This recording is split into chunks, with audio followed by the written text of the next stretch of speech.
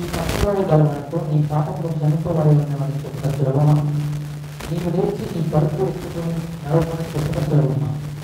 అయితే పాపంలో చనిపోతున్న మంచి కుమార్తె అధికారం కాదని నువ్వు తెలుసుకోవాలని వారితో చెప్పి పక్షవాయు గలవన నీకు నీవు లేచి నీ పరుపు ఎత్తుకొని ఇంటికోమని నీకు చెప్తున్నాను. ఆయన వారు లేచి పరుపెత్తుకొని వారందరి ఎదుట నడిచిపోయేది కనుక వారందరూ విభ్రాంతి నుండి మనం ఇలాంటి కార్యంలో ఎన్నడూ చూడలేదని చెప్పకుండా దేవుని మయంపరిచేది.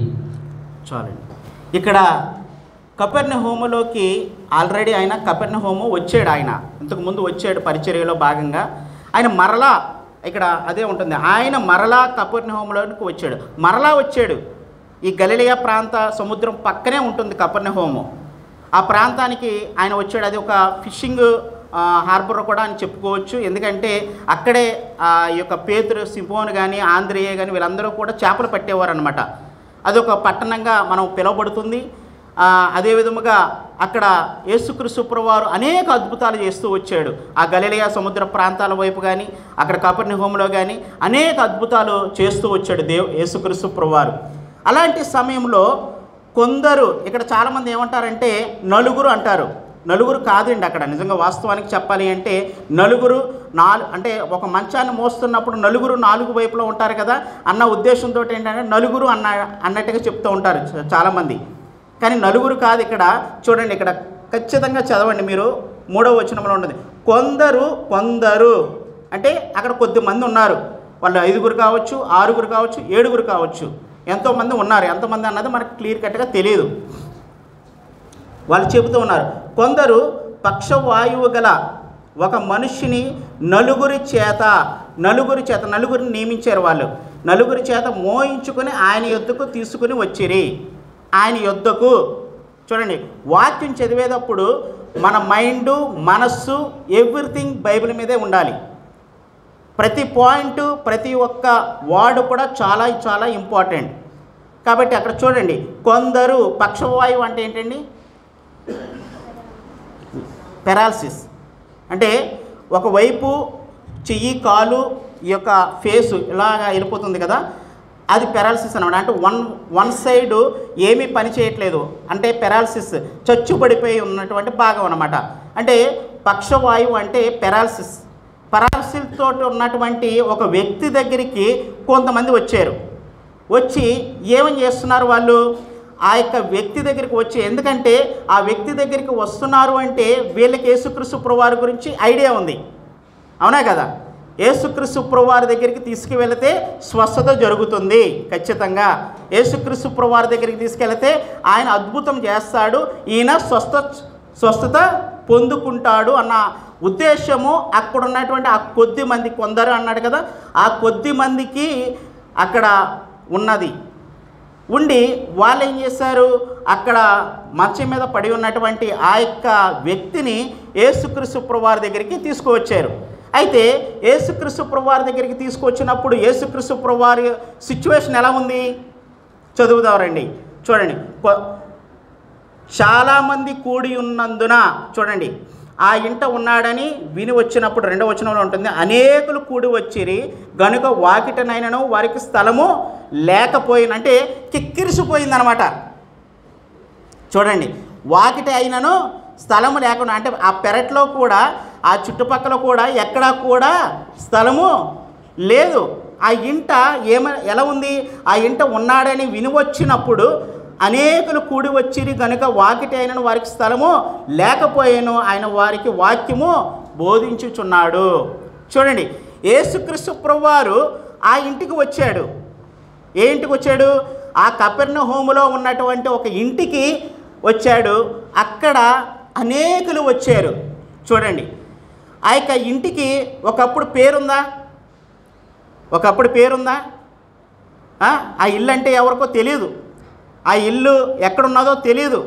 కానీ ఆ ఇంటికి ఒక అట్రాక్షన్ వచ్చింది, అవునా కదా? ఒక అట్రాక్షన్ వచ్చింది. అనేకులు వచ్చారంట, కూడి వచ్చారంట అనేకులు. అక్కడ వాకిటి అయినను ఏమి లేదు, స్థలము లేకుండా కిక్కిరిసిపోయారంట. చూడండి, యేసు ఉన్న ఇంటికి ఎంత అట్రాక్షన్ చూడండి. చూడండి ప్రియ సహోదరుడు, నేను ఇక్కడ నా పాయింట్ ఈ కాదు కానీ నేను ఇంకా మిగిలిన పాయింట్లు చెప్తాను. నేను ఇక్కడ సందర్భం వచ్చింది కాబట్టి మీకు గుర్తు చేస్తానికి నేను ప్రయత్నం చేస్తున్నా. చూడండి, చాలామంది ఏమనుకుంటారంటే లోకస్తులు, చాలా నా బిల్డింగ్ చాలా పెద్దది, నేను చాలా బాగా కట్టుకున్నాను, చాలా లావిష్గా కట్టుకున్నాను, చాలా ఏమంటారు ఇంటీరియర్ పెట్టుకున్నాను, నాది చాలా అట్రాక్టివ్గా ఉంది అని ఈ లోకంలో ఉన్నటువంటి లోకస్తులు చాలా హ్యాపీ ఫీల్ అవుతూ ఉంటారు. అవునా కదా?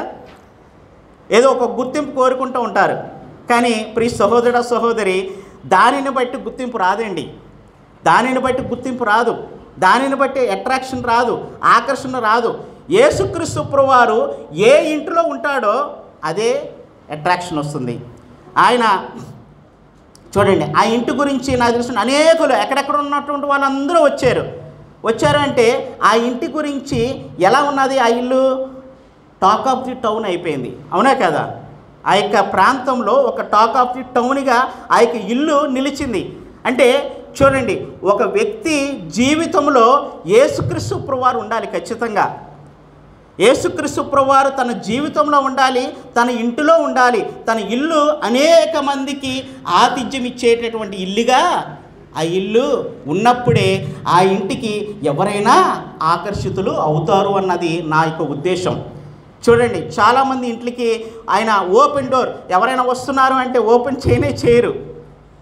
మా ఇంట్లోకి ఎవరు రావద్దండి, మా ఇంట్లోకి మేము మాత్రమే ప్రైవసీగా ఉండాలండి, మేము మాత్రమే ఉండాలండి, మా ఇంటికి ఎవరు రావడానికి వీలు లేదండి అని చాలామంది చెప్తూ ఉంటారు.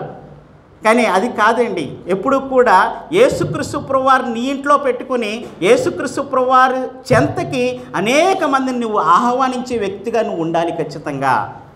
మరి ఆ ఇల్లు ఎవరిదో నాకు తెలియదు, కానీ చాలా చక్కగా ఈరోజు ఆ యొక్క ఇల్లు వాక్యాన్ని బోధించేటటువంటి ఒక గొప్ప గృహంగా నాకు కనబడుతుంది. ఈరోజు ఇక్కడ నేను ఆలోచన చేసినప్పుడు వాక్యాన్ని అక్కడ ఆయన ఏం చేస్తున్నాడు, అక్కడ ఆయన వారికి వాక్యము బోధించుచుండగా అనేకులు వచ్చారంటండి.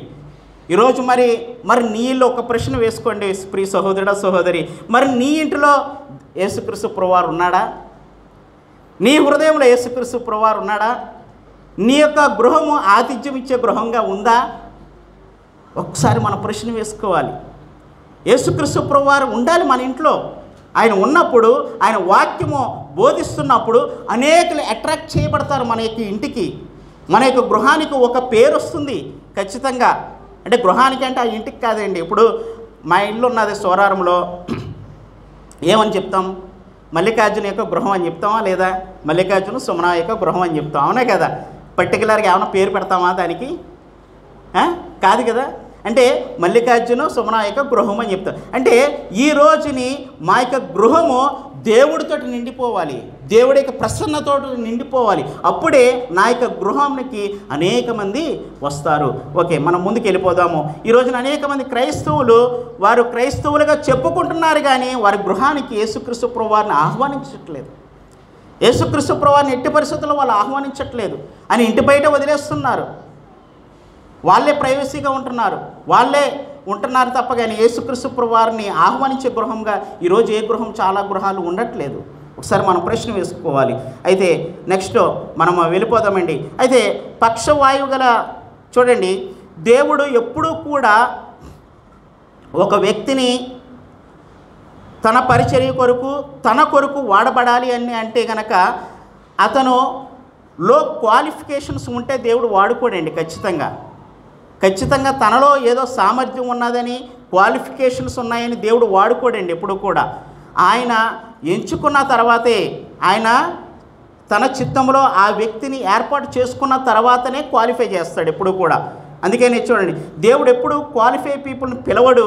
దేవుడు ఎవరినైతే పిలిచాడో వారిని క్వాలిఫై చేస్తాడు. చూడండి, దేవుడు ఎప్పుడూ కూడా క్వాలిఫై పీపుల్ని పిలవడు.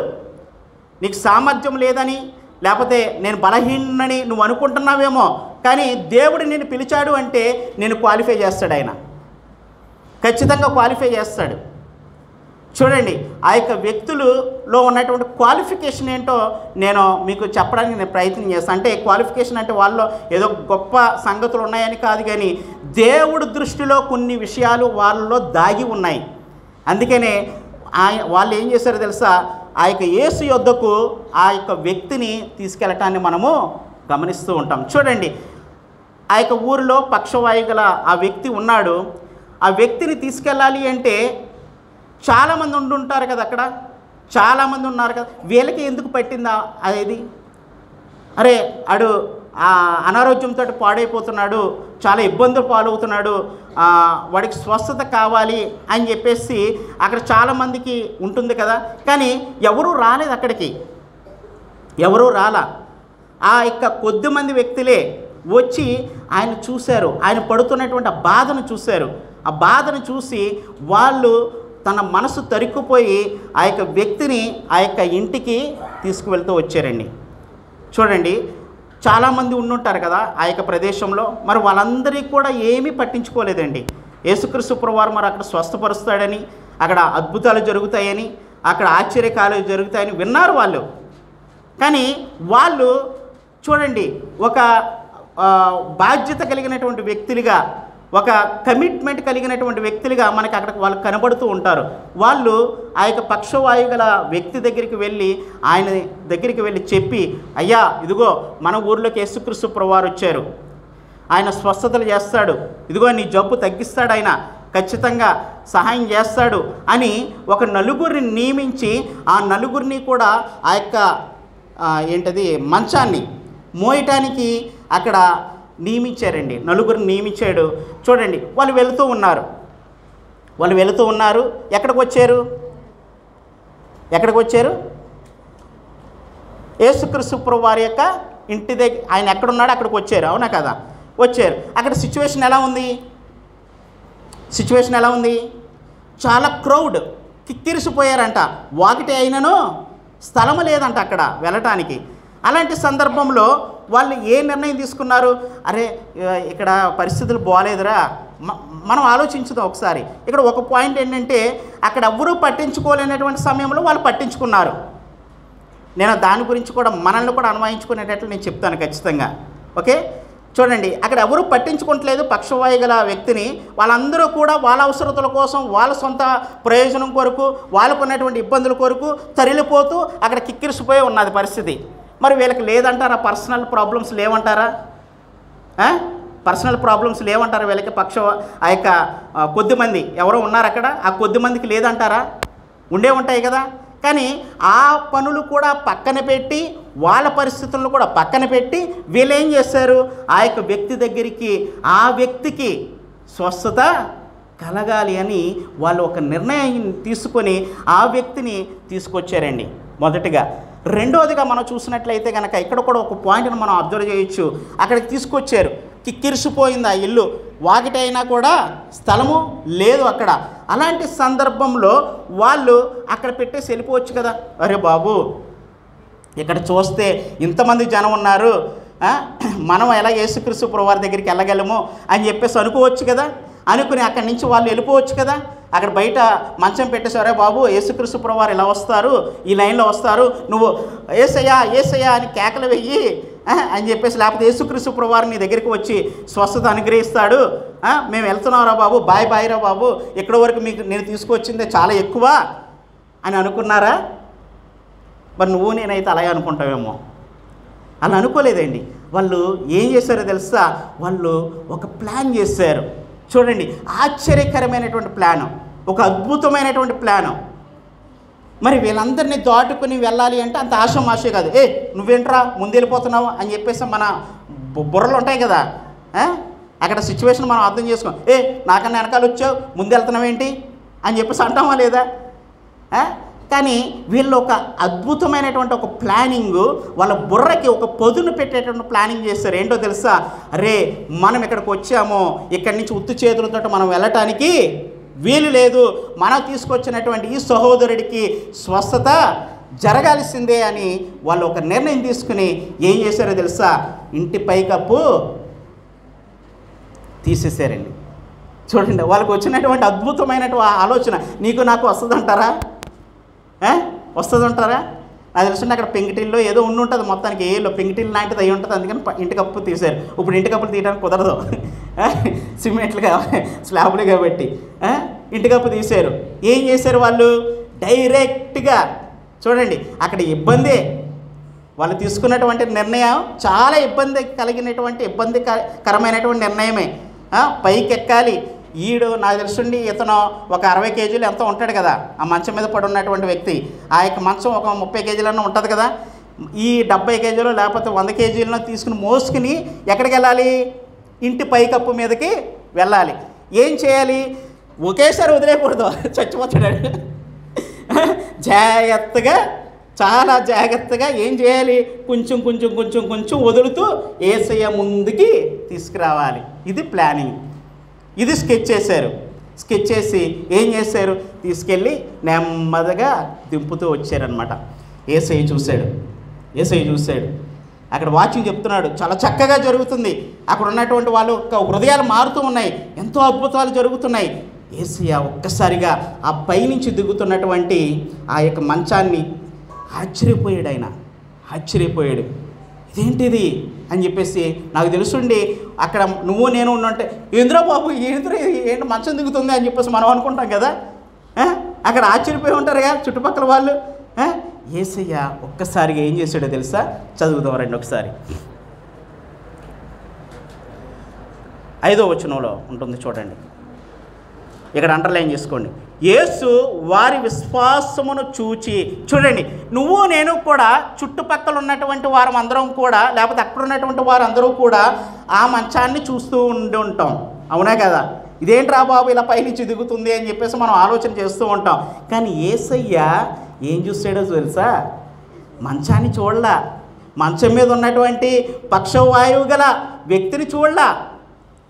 ఏం చూసాడో తెలుసా?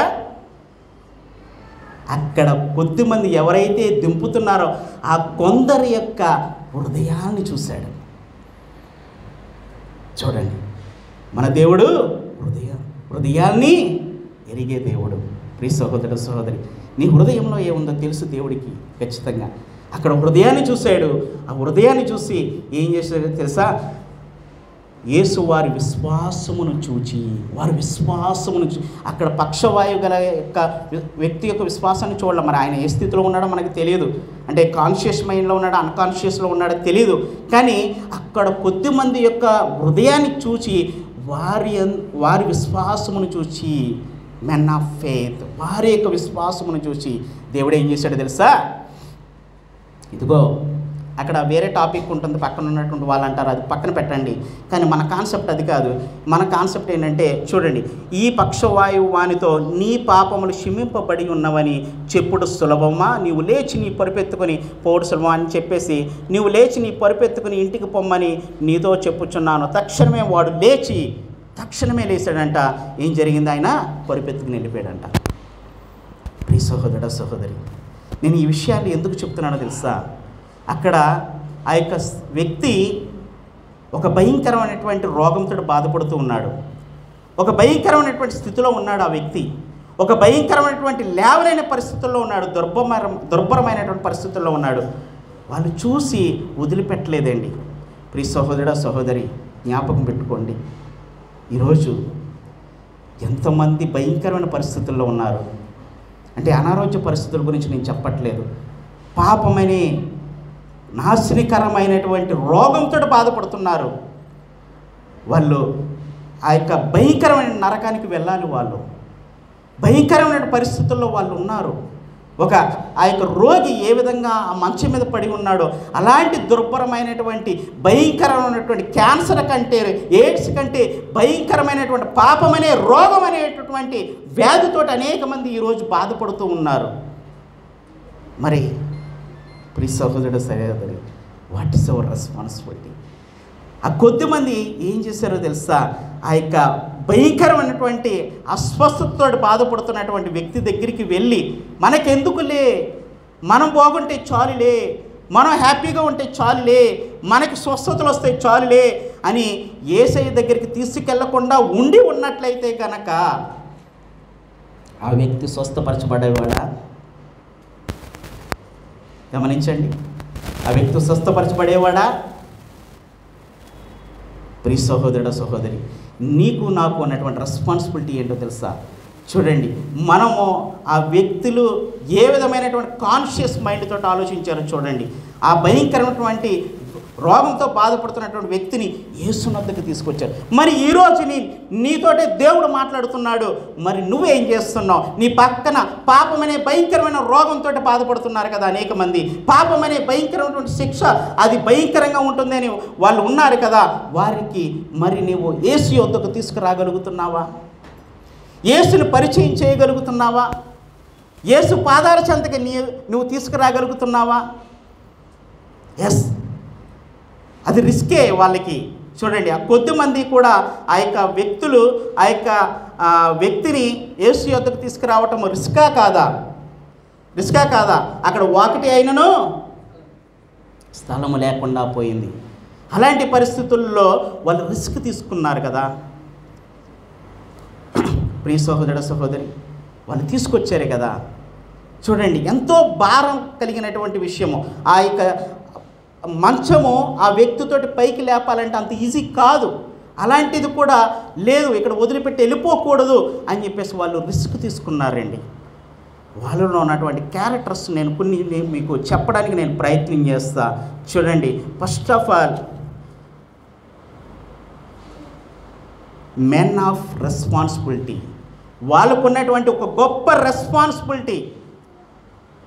ఎస్, వాళ్ళందరూ కూడా వదిలిపెట్టి వెళ్ళిపోయారే. చూడండి, బాధ్యత కలిగినటువంటి ఒక వ్యక్తులుగా వాళ్ళు ఉన్నారండి. అక్కడ ఒక బాధ్యత కలిగినటువంటి వ్యక్తులుగా, మెన్ ఆఫ్ రెస్పాన్సిబిలిటీ. వాళ్ళు ఒక బాధ్యత కలిగినటువంటి వ్యవహారాన్ని వారు యేసు యొద్దకు తీసుకొచ్చారు. అక్కడ ఇబ్బంది కలిగినటువంటి పరిస్థితులే, అక్కడ వాటినన్నింటిని కూడా ఓవర్కమ్ చేయడానికి వాళ్ళు ఒక బాధ్యత. Yes, it's my responsibility. నా సహోదరుడు ఆ మంచం మీద అలా చచ్చిపోవడానికి వీలు లేదు. వాళ్ళు అలా భయంకరమైనటువంటి పరిస్థితుల్లో చచ్చిపోవడానికి వీలు లేదు. అక్కడ యేసయ్య వచ్చాడు. యేసయ్య పాదాల చెంతకి నేను తీసుకెళ్ళాలి, యేసయ్య దగ్గరికి నేను తీసుకెళ్ళాలి, ఆయన స్వస్థత ఇస్తాడు అని వీళ్ళకి తెలుసు, కరెక్ట్గా తెలుసు వీళ్ళకి. అయినప్పటికీ వాళ్ళు ఏం చేశారో తెలుసా? ఆ యొక్క వ్యక్తి దగ్గరికి వెళ్ళి ఆ వ్యక్తిని తీసుకుంటూ మోసుకుంటూ యేసయ్య దగ్గరికి తీసుకువచ్చారండి. ప్రియ సహోదరుడు సహోదరి, వాట్ ఈజ్ యువర్ రెస్పాన్సిబిలిటీ? మరి పాపం అనే భయంకరమైన రోగాలతో నీ చుట్టుపక్కల ఉన్న వాళ్ళు బాధపడుతున్నారు కదా. భయంకరమైన పరిస్థితుల్లో వాళ్ళు ఉన్నారు కదా. వాళ్ళు నరకానికి వెళ్ళిపోతారు కదా. ఒక్కడుగు వేస్తే నరకానికి వెళ్ళిపోతారు కదా. ఏ రోజున ఎటువంటి పరిస్థితులు దాపరిస్తాయో మనకు తెలియదు కదా. మన కళ్ళ ముందే అనేక మంది నిర్జీవులైపోతున్నారు కదా. రేపన్న రోజున చూడలేనటువంటి పరిస్థితుల్లో అనేక మంది ఉన్నారు కదా. మరి వాట్ ఈస్ యువర్ రెస్పాన్సిబిలిటీ? యేసయ్యను పరిచయం చేయడానికి నీ బాధ్యతగా నువ్వేం చేస్తున్నావు? What is your responsibility? యేసయ్యను పరిచయం చేస్తున్నావా? యేసయ్య పాదాల చెంతకి వాళ్ళకి ఇబ్బంది, అక్కడ ఇబ్బందికరమైన పరిస్థితులే, వాళ్ళకు ఉన్నటువంటి పర్సనల్ ప్రాబ్లమ్స్ను కూడా వాళ్ళు పక్కన పెట్టేసి యేసయ్య దగ్గరికి తీసుకువచ్చారు. ప్రియ సహోదరుడు సహోదరి, నువ్వు ఎన్ని ఆత్మల్ని దేవుడి దగ్గరికి తీసుకురాగలుగుతున్నావు? ఒక బాధ్యతయుతమైనటువంటి వ్యక్తిగా నువ్వు బిహేవ్ చేస్తున్నావా? నా పనులు చాలులే, నాకు జాబ్ ఉంటే చాలులే, నాకు జీతం వస్తే చాలులే, నేను బాగుంటే చాలులే, నా కుటుంబం బాగుంటే చాలులే అని వదిలిపెట్టేస్తున్నావా? అనేక మంది నశించిపోతున్నారయ్యా. ఈ లోకంలో అనేక మంది నశించిపోతున్నారు. అనేక మంది భయంకరమైన పరిస్థితులకు వాళ్ళు వెళ్ళిపోతున్నారు.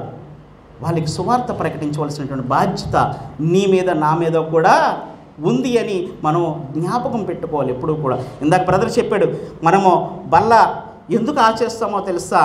మనము యేసుక్రీస్తు ప్రభువు వారి యొక్క బలియాగాన్ని జ్ఞాపకం చేసుకుంటున్నాం. It's our responsibility. అనేకులు నశించిపోతున్నారు ఈ లోకంలో, మతోన్మాదులు పెరిగిపోతున్నారు ఈ లోకంలో, భయంకరంగా వాళ్ళు విచ్చలవిడిగా చేస్తున్నారు. చూడండి, మీరు అనుకుంటున్నారు కదా, మరి మొన్న కుంభమేళా జరిగింది. కుంభమేళాలో ఎన్ని కోట్ల మంది వచ్చారో చూడండి. మరి వాళ్ళందరూ కూడా నరకానికి వెళ్ళిపోవట్లేదా? ఒకసారి మనం జ్ఞాపకం చేసుకున్నాం. రెండో పాయింట్గా వాళ్ళలో ఉన్నటువంటి గొప్పతనం ఏంటో తెలుసా? వాళ్ళు అవైలబిలిటీగా ఉన్నారు. అవైలబిలిటీ చూడండి, యేసు యొక్క పాదాల చెంతకి తీసుకురావటానికి వాళ్ళు తమకున్నటువంటి పనులన్నీ కూడా పక్కన పెట్టారండి. వాళ్ళకు ఉన్నటువంటి పనులన్నీ కూడా పక్కన పెట్టి వాళ్ళు ఏం చేశారో తెలుసా? అవైలబిలిటీ ఇచ్చారు, అంటే సమయాన్ని ఇచ్చారు. చూడండి, వాళ్ళకి సొంత పనులు ఉండుంటాయి కదా, వాళ్ళకి సొంత ఆలోచనలు ఉండుంటాయి కదా, సొంత వర్క్స్ ఉండుంటాయి కదా. కానీ అయినప్పటికీ కూడా వాళ్ళ ఉద్దేశం ఏంటో తెలుసా, ఈ వ్యక్తిని యేసు యొద్దకు తీసుకువెళ్ళటమే వారి యొక్క పనిగా పెట్టుకున్నారు వాళ్ళు. Availability of time, everything. అది మనీ కావచ్చు, సమయం కావచ్చు, ఏదైనా కావచ్చు. చూడండి, God sees our availability, not our ability. God sees our availability, not our ability. నీ సామర్థ్యం కాదు దేవుడికి కావాల్సింది. నువ్వు ఎంత గొప్పగా ప్రకటిస్తున్నావో, గొప్పగా ప్రీచింగ్ చేస్తున్నావో, లేకపోతే గొప్పగా పనులు చేస్తున్నావో, నేను బాగా మాట్లాడతానండి, నేను బాగా చేస్తానండి, ఇట్స్ నాట్. అది కాదు దేవుడికి కావాల్సింది. It's availability is very important. దేవుడి పనులకి, దేవుడి సువార్తకి, దేవుడి సంఘంలో ఉన్నటువంటి పనులకి ఎంతవరకు మన సమయాన్ని వెచ్చిస్తున్నామో చూడండి. God sees our availability, not our ability. మన సామర్థ్యాన్ని చూడండి అండి దేవుడు, మనం ఎంత గొప్పవారమో చూడడు. దేవుడికి కావాల్సిందో తెలుసా, అవైలబిలిటీ. అక్కడ జాలర్లు ఉన్నారు, వాళ్ళు వాళ్ళ పనులు నిమగ్నమై ఉన్నారు. సీమోను, ఆంద్రియా, నన్ను వెంబడిస్తావా? ఇదిగో అయ్యా, నా పనులన్నీ చేసుకుని, నాకు ఆ చేపలన్నీ కూడా అమ్మేసుకుని, ఆ చేపలన్నీ కూడా డబ్బులు చేసుకుని నిన్ను వెంబడిస్తానయ్యా అన్నారా? లేదు కదా. ఏమన్నారు వాళ్ళు? ఇదిగో ఇప్పుడే, ఈ క్షణమే పాడేశారు, వలలన్నీ కూడా పాడేశారు. ఇదిగో నేను నిన్ను వెంబడిస్తానయ్యా, యేసయ్యా నిన్ను వెంబడిస్తానయ్యా అని వాళ్ళు తమ పనులన్నీ కూడా పక్కన పెట్టుకుని వాళ్ళు అవైలబిలిటీ ఇచ్చారండి దేవుడి యొక్క పనులకి. ప్రియ సహోదరుడు, సహోదరి, ఈరోజు నేను ఒక ప్రశ్న వేస్తున్నాను. మన సంఘంలో ఏదైనా పనులు ఉన్నాయి కానివ్వండి, లేకపోతే మనకి బయట సువార్త చెప్పాలి, సువార్త అనేక మందికి, యాక్చువల్లీ ఆ వ్యక్తికి సువార్త చెప్పడానికి నీకు అవకాశం ఉంది. నువ్వు వెళ్ళి అతనితోటి సమయాన్ని కేటాయించవచ్చు, ఆ వ్యక్తితోటి సమ్ టైం పెట్టవచ్చు. నేను కొన్నిసార్లు అండి చాలా బాధపడిపోతానండి. అంటే నాకున్నటువంటి ఆటంకాలు, ఈ జాబు, ఎన్ని ఒత్తిళ్ళతోటి నేను ఒక్కొక్కసారి కుమిలిపోతూ ఉంటాను. ఏంటి ప్రభా, ఏమో దేవుడు కొన్నాళ్ళు పోతే ఇవన్నీ తీసి పడేస్తాడేమో అనిపిస్తూ ఉంటుంది నాకు. నేను అవైలబిలిటీ ఇవ్వలేకపోతున్నానయ్యా, నేను వెళ్ళలేకపోతున్నానయ్యా. కొంతమంది దగ్గరికి నేను వెళ్ళలేకపోతున్నాను. అక్కడికి వెళితే ఆ వ్యక్తి రక్షించబడతాడు, అక్కడికి వెళితే ఆ వ్యక్తి ఖచ్చితంగా యేసుక్రీస్తు ప్రభువుని అంగీకరిస్తాడు. నేను సువార్త చెబితే అక్కడ దేవుడు సహాయం చేస్తాడు, దేవుడు కార్యం చేస్తుంది. అయినప్పటికీ కూడా నేను దూరంగా వెళ్తున్నాను. మరి అలాంటి చిక్కుల్లో మనం ఉండిపోతున్నాం. నేనేం గొప్పవాడిని కాదు. చూడండి, నేను గొప్పవాడిని కాదు. దేవుడు ఒక రోజునే ఆయన సింహాసనం ముందుకు వెళ్ళినప్పుడు, ఆయన ధవలవర్ణ సింహాసనం ముందు నేను హాజరైనప్పుడు ఆయన ఒక మాట అడుగుతాడు, నీకు ఎన్ని బిల్డింగులు ఉన్నాయి, నీకు ఎన్ని ఆస్తులు ఉన్నాయి, నీకు ఎన్ని కార్లు ఉన్నాయి, ఎంత బంగారము ఉంది అని అడుగుతాడా?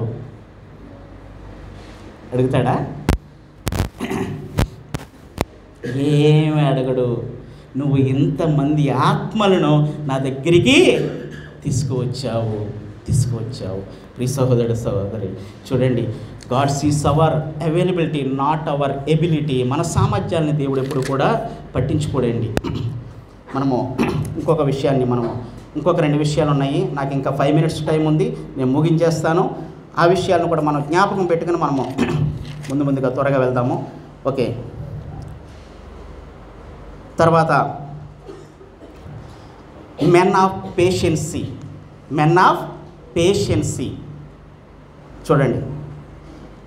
చూడండి అక్కడ పరిస్థితుల్లో ఒకసారి మనం గమనించుదాం. యేసు యొద్దకు ఆ వ్యక్తిని తీసుకెళ్ళాలి. ఊరికే డైరెక్ట్గా విఐపి పాస్లో డైరెక్ట్గా తీసుకెళ్ళిపోయారా? అయ్యా ఇదిగో తీసుకో, ఈ వ్యక్తి ఇలాగ ఇబ్బంది పడుతున్నాడు, స్వస్థపరచు అనే అవకాశం అక్కడ ఉందా? లేదు. చూడండి, వాళ్ళు చాలా ఓపికతో ఉన్నారు. లేకపోతే కనుక వాళ్ళ ఓపిక నశించిపోయి ఆ యొక్క మంచాన్ని అక్కడే పాడేసి, అరే నువ్వు ప్రభువాన్ని అరవరా బాబు, లేకపోతే కనుక ఆయన వచ్చి నేను స్వస్థపరుస్తాడు రా బాబు, మేము వెళ్ళిపోతున్నాం రా బాబు, మా వల్ల కాదు అని చెప్పేసి వెళ్ళిపోయారు వాళ్ళు. లేదు కదా. వాళ్ళు ఎంతో ఓపికతోటి కలిగి ఉన్నారు, సహనంతో కలిగి ఉన్నారు.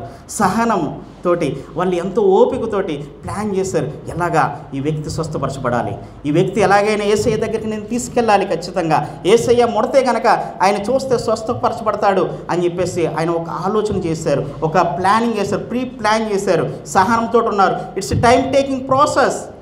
యేసయ్య వద్దకు ఒక వ్యక్తిని తీసుకెళ్ళడానికి ఇట్స్ టైం టేకింగ్ ప్రాసెస్. అక్కడ సిచ్యువేషను ఇమీడియట్లీ జరిగేటటువంటి, ఇన్స్టెంట్గా జరిగేటటువంటి కార్యం కాదు అది. అక్కడ తీసుకెళ్ళడానికి అవకాశం లేదు. దారులన్నీ మూసుకుపోయి ఉన్నాయి, కిక్కిరిసిపోయి ఉంది, వాకిటంతా కూడా జనాలే. బ్రదర్ కొంచెం వాటర్. కిక్కిరిసిపోయి ఉన్నాయి అక్కడ పరిస్థితులు.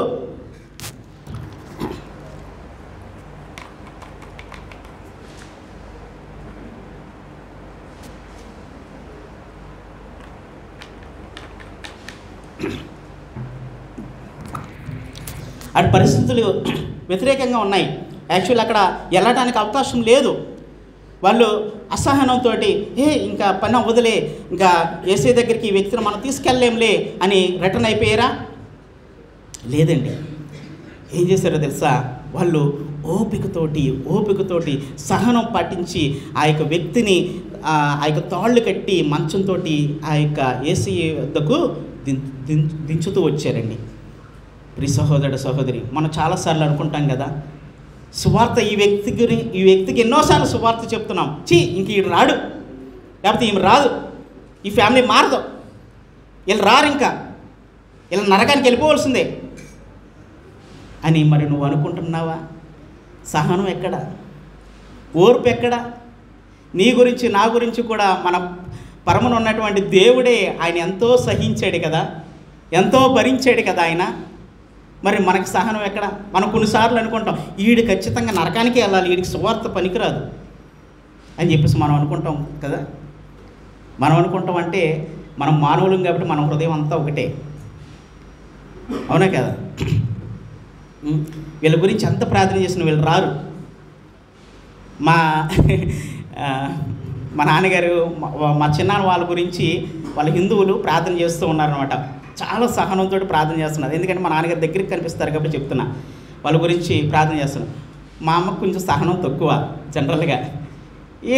ఎప్పుడు వాళ్ళు అంటావు, వదిలేయండి ఎందుకు అని ఒక్కొక్క సందర్భంలో అంటే ఆమె యొక్క బలహీనతలు బట్టి లేకపోతే శరీరమైనటువంటి పరిస్థితులు బట్టి అంటూ ఉంటుంది అనమాట. మా నాన్నగారు అస్సలు ఏమాత్రం కూడా ఆలోచించకుండా ప్రార్థన చేస్తూనే ఉంటాడు, వెళ్తూనే ఉంటారు, వాళ్ళు తిడుతూనే ఉంటారు. ఇంకోసారి మా ఇంటికి రాకు అని చెప్పేసి అన్నారు కూడా మా చిన్నాన్న వాళ్ళు. ఓపిక పట్టుకుని మొన్న ఒక వీడియో చూశాను, బస్సులో వెళ్తూ ఉంటే, అది ఫారెన్లో జరిగింది.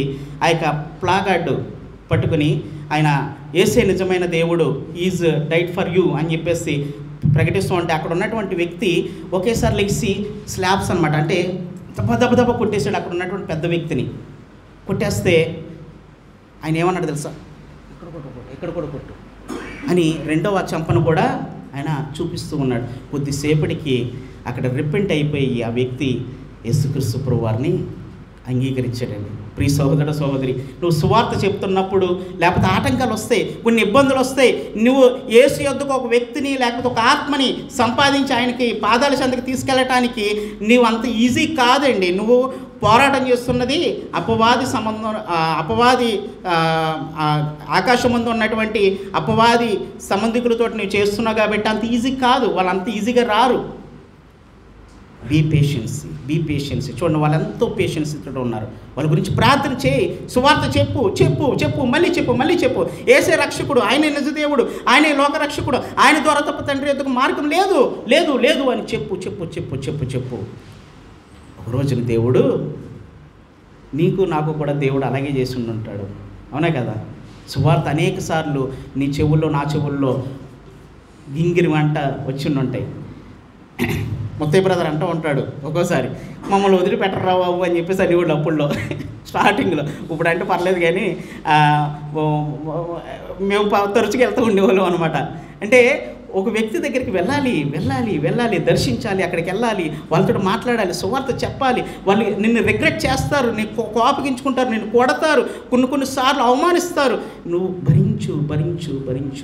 మన దేవుడు భరించాడు. Men of patience. Okay, next working together. వాళ్ళు మధ్యన వర్కింగ్ టుగెదర్. వాళ్ళు ఇండివిజువల్గా వెళ్తే ఆ యొక్క మంచాన్ని మోసుకెళ్ళగలరా? లేదు కదా.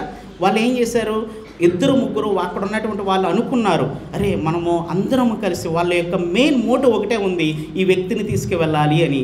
వాళ్ళు వర్కింగ్ టుగెదర్, వాళ్ళు కలిసి పని చేశారండి. చూడండి, అక్కడ ఫలితం వచ్చింది ఏంటంటే, యేసు వారి విశ్వాసమును, నీ విశ్వాసము అన్నలా అక్కడ వారి విశ్వాసమును. వారు అంటే అక్కడ చాలామంది ఉన్నారు. మేబీ నెంబర్స్ ఎంతమందో నాకు తెలియదు, కానీ అక్కడ కొద్దిమంది ఉన్నారు, ఖచ్చితంగా కొందరు ఉన్నారు. వాళ్ళు ఏం చేశారో తెలుసా, వర్కింగ్ టుగెదర్, కలిసి పని చేశారండి. వాళ్ళందరూ కలిసి యేసు యొద్దకు అతన్ని తీసుకువెళ్ళారండి. ప్రియ సహోదర సహోదరి, మనం కూడా సువార్త చెప్తున్నప్పుడు, లేకపోతే మనము దేవుడు పనులు చేస్తున్నప్పుడు, దేవుడు కూడా ఇద్దరిగా పంపించాడు మొట్టమొదటి కూడా శిష్యులను కూడా. అదే విధముగా మనం కూడా వర్కింగ్ టుగెదర్, మనం కలిసి పని చేయాలి. మన మధ్యన అసూయలు, ఈర్ష్యలు, ద్వేషాలు, లేకపోతే ఏయో రకమైనటువంటి ఆలోచనలు మన మధ్యన ఉండకూడదు. అందుకనే 133వ కీర్తన చాలా స్పష్టంగా తెలుపుతుంది. ఏమని తెలుపుతుంది తెలుసా, సహోదరుల ఐక్యత కలిగి ఉండుట ఎంత మనోహరము. Working together. ఏదైనా పని ఉంది, సంఘంలో పని ఉంది, వర్కింగ్ టుగెదర్. సువార్త చెప్పాలి, వర్కింగ్ టుగెదర్. పలానా చోట కాటేజ్ మీటింగ్ ఉంది, వర్కింగ్ టుగెదర్. పలానా చోట దేవుడు పని ఉంది, వర్కింగ్ టుగెదర్. మనం కలిసి పని చేద్దాం, దేవుడు అద్భుతాలు చేస్తాడు ఖచ్చితంగా.